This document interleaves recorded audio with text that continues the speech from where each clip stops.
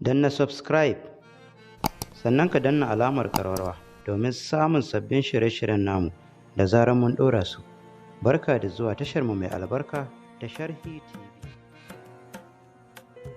Tofa babbar magana.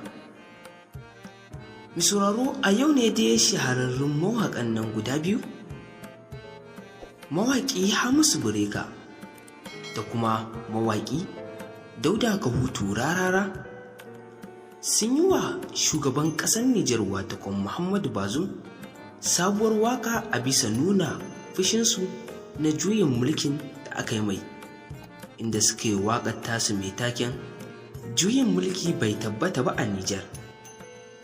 Tabbas mai sauraro, yanzu wannan waƙa da Hamisu Breaker da Dauda Kahutu Rarara suka saki ta kara da social media yanzu haka, inda wasu har sun fare musu san barka akan wannan waƙar da suka yi wa shugaban ƙasar Nijar watakon Bazoum.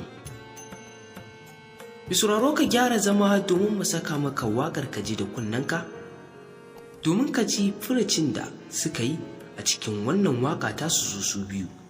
Don mai sauraro, wannan waƙa da suka yi wa Muhammadu Bazoum ba ƙaramin daɗi ta ba, sai ma mun saka maka waƙar kaji da kunnanka.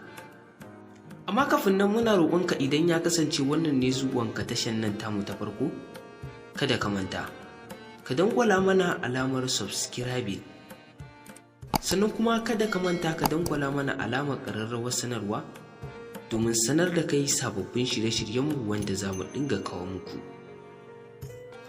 Mai sauraro, Dauda Kahutu Rarara ya yi wani furuci cewa tabbas juyin mulkin da aka yi wa Bazoum cin zali ne, domin shi kanshi Hamisu Breaker ya ce wannan Allah sai ya saka masa wannan juyin mulki da aka yi mai, duk da ya kasance cewa shugabar ƙasan Faransa ya ce sai ya kwato wa Bazoum mulkinsa daga hannun sojojin da suka zo suka yi masa juyin mulki.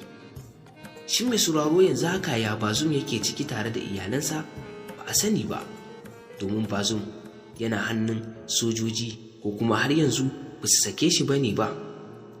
Kai dai mai sauraro, kai mana comment a ƙasan bidiyon nan namu domin mu ji ra'ayinka dangane da wannan sabuwar waƙar da Hamisu Breaker da kuma Dauda Kahutu Rarara suka saki.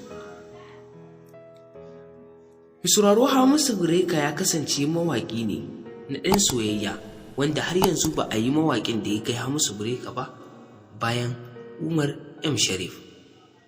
Tabbas mai sauraro, ka sake kasancewa da mu a tashan nan tamu a kodayaushe, za mu ci gaba da kawo muku labarai a kodayaushe. Mun gode.